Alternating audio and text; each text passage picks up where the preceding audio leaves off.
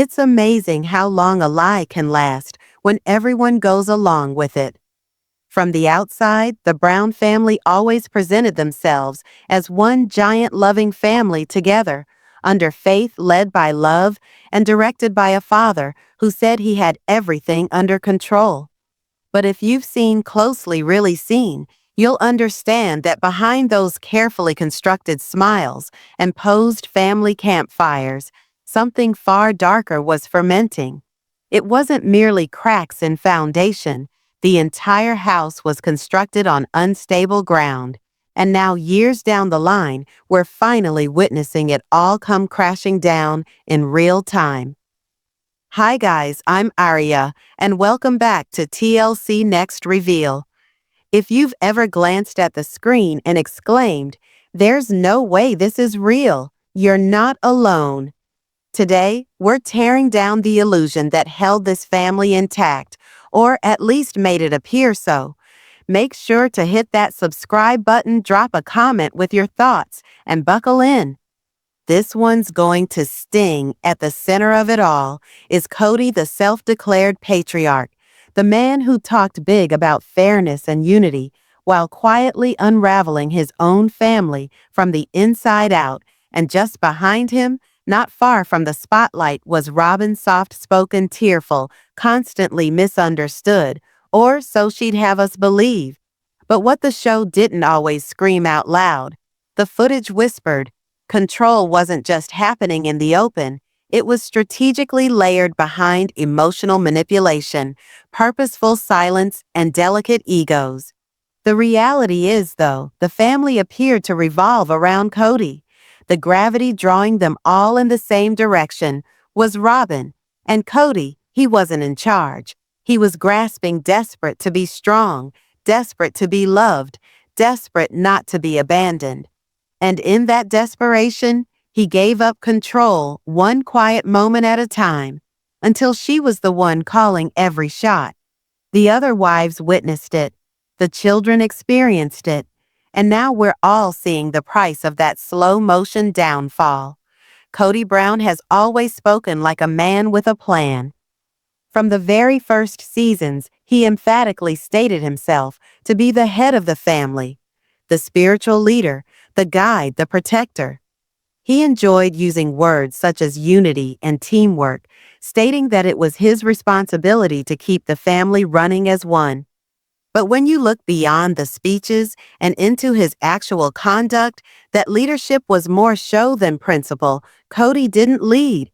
He dictated when it was convenient for him, distanced himself when times got tough, and demanded loyalty without deserving it. One of the most telling moments occurred in the midst of the CO lockdowns. Kody issued strict guidelines that made little sense and demanded each wife to implement them in their own homes, even though he was not always present himself. When Christine asked for fairness, when Janelle attempted to resist how lonely the rules were for her and her children, Kody closed up emotionally. Not only did he deny to adjust, but he also blamed them for making him feel unsafe. That word, unsafe, became his shield anytime a wife challenged him. But real leaders don't hide behind buzzwords. They listen. He didn't. And remember his reaction when Christine announced she was leaving? Instead of taking responsibility for years of emotional neglect, he went into full ego collapse mode. He called her disloyal. He accused her of betrayal. It wasn't sadness about losing a partner. It was fury that someone had the guts to leave him. His building, he was no longer able to control her, and that broke him. To Mary, it was worse, more heartbreaking. After years of estrangement, infidelity, gossip, and the controversial catfishing debacle, Mary remained. She still craved contact, and Kody, he appeared on camera to declare there was no relationship remaining while declining to simply let her go with class. He did not desire her, but he did not desire her to leave either. Why? Because to Kody, losing a wife was not about love. It was about losing status. He demanded loyalty from Janelle, but gave her none in return. When she began standing up for herself, he appeared stunned.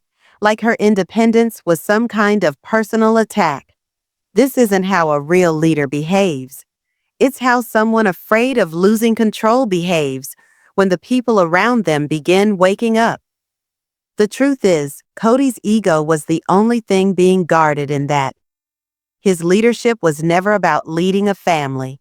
It was about maintaining an image. And one by one, the women who once bought into that image began to see it for what it actually was. When Robyn first became a member of the Brown family, the change in energy wasn't instant, but it was certain. At first, she played the role to the letter. Soft-spoken, emotional, always, he was changing his whole world to revolve around her. Robyn's method of domination has never been shouting. She does not yell. She does not make demands, at least not overtly. But what she does do is cry a lot. She breaks down in almost every battle. She turns minor disagreements into emotional minefields. It's a strategy that causes anyone who confronts her to appear cold, unsympathetic, or even cruel. And it works because Kody falls for it every time. One obvious example was during the episodes, Robyn was positioned as just following the rules, the ones Kody apparently laid down to keep the family safe. But those rules they felt strangely suited to her family. Robyn's house had a nanny. Robyn's children were kept from everything. And Kody, he all but lived there. Christine's children couldn't see their father. Janelle was informed her boys were too dangerous to be near. But Robyn, she had full permission, emotional, physical, and parental. When Christine eventually spoke up saying she felt there was a favorite wife, Robyn played dumb, hurt, betrayed. "I didn't do anything," she whimpered. But the pattern had been established. Every rule, every important family decision, every penalty. It all seemed to fall in Robyn's favor, but she never actually owned it. She held on to the story that she had no control, that she was only doing her best and trying to keep the family together. Then came the time when the wives questioned the nanny's role during the lockdowns. The rest of the family was supposed to quarantine, limit contact, and adhere to strict rules. But Robyn's household had a full-time nanny coming and going. When Janelle asked, what did the nanny do?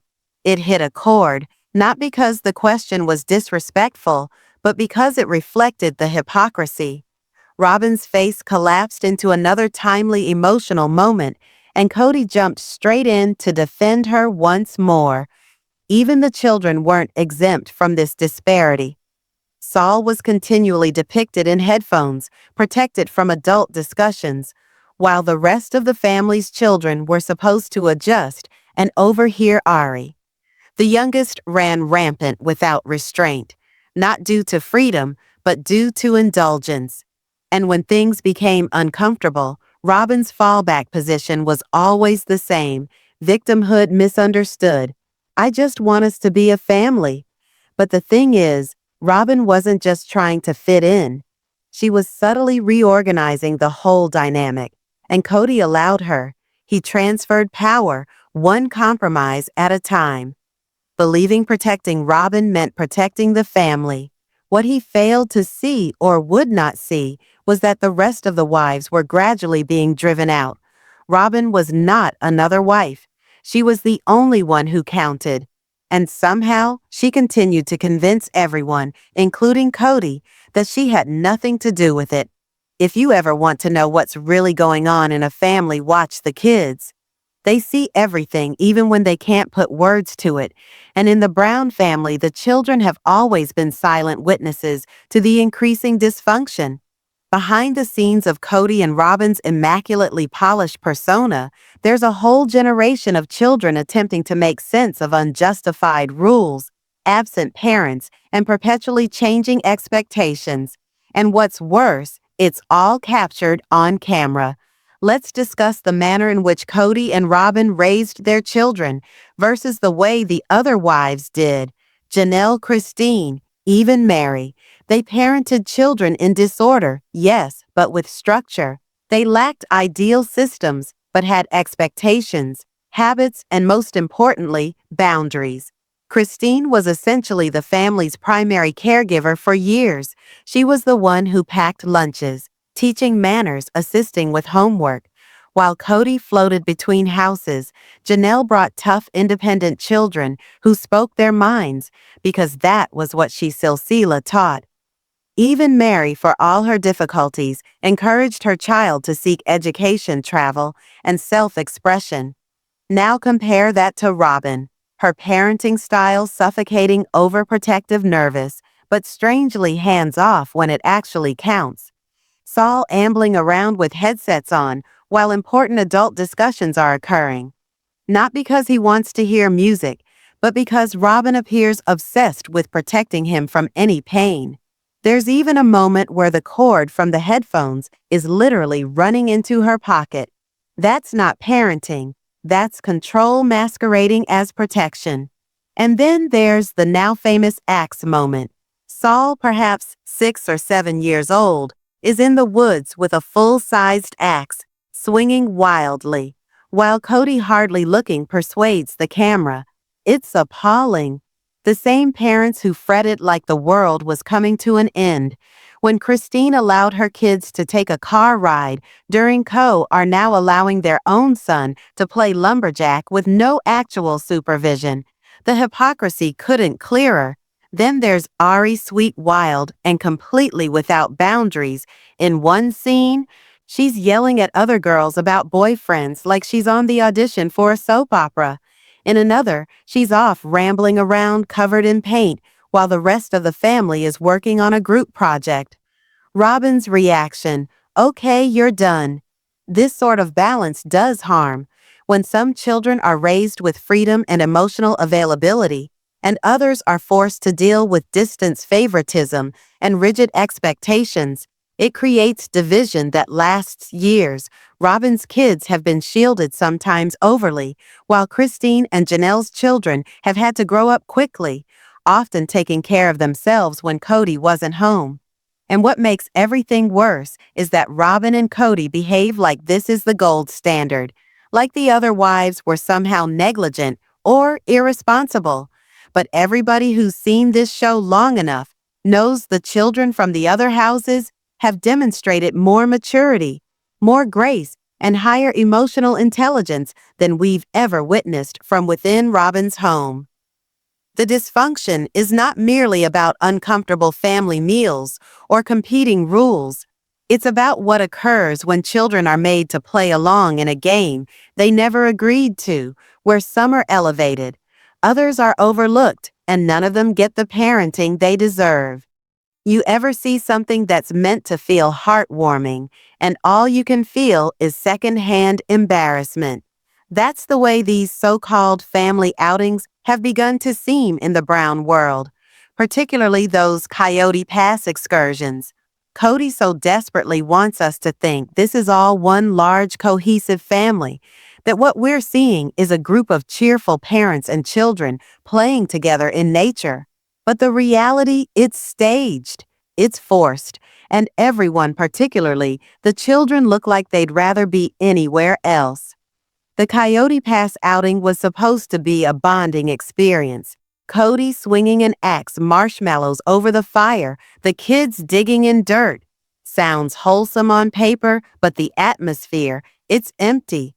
There's no laughter, no warmth, only cringe-worthy silence punctuated by Kody trying too hard to be dad of the year. And Robyn appears with her luxury cooler, like she's the guest of honor, not a team player. Her kids are stiff, her forced smiles, and her vitality is totally disconnected from everyone. Worst of all is seeing Kody strut around as if he's still the leader of the household. The way he flaunts Robyn's wedding ring as a trophy. The way he falls into these awkward hero gestures as if he's rescuing the family from something, when in fact he's the one who ruined it. It's not love. It's not togetherness. It's PR carefully constructed moments to guard the Kody and Robyn image, as everything else around them goes up in flames. And then there's the entire return push. To church, Kody and Robyn are suddenly front and center, once again discussing faith and values and reassembling the family. But we're not having it, because for years they've exercised favoritism instead of fairness. They've established rules that separate instead of unite. And now that most of the wives have exited, they're attempting to rewrite the tale, one church stop at a time. Even the love between them doesn't ring true. On TV, they're holding hands, whispering sweet nothings, behaving like newlyweds. But off stage, Kody is falling apart. His other relationships are dead. His kids are drifting away. And Robyn, she's still doing that. I'm just trying to keep us intact act while secretly profiting from each shattered connection. This isn't a love story, it's damage control. What we're seeing isn't harmony, it's a performance. And although Kody and Robyn hold on to the illusion of togetherness, the rest of the family has long moved on. The mask is beginning to crack, and under it all, there's left only two people clinging to a fairy tale that no one is going to believe anymore. At the end of all of this, the faked family outings, the pretend smiles, the morphing rules, the constant attempts to sustain a faltering image, it's the kids who pay the actual price. They're the ones coming of age in the midst of a narrative edited for media, but lived in disorder, not the campfires, not the huggy, awkward kisses, not the ring flashes or fish pond fantasies. You can't establish a healthy family on favoritism, fear, and control. You can't name it unity when it's bound together by silence and sacrifice. And you can't be a leader when your only actual concern is how you're being seen. To hear from you, what moments stood out to you? When did you first feel the shift? Drop your thoughts in the comments. I read them all. And this community right here is where the truth actually lives. Thank you so much for spending time with me today. I'm Mara, and this is TLC Next Reveal. If you haven't already, hit that subscribe button and tap the bell so you don't miss the next breakdown. Your support is everything, particularly when the truth isn't easy to watch.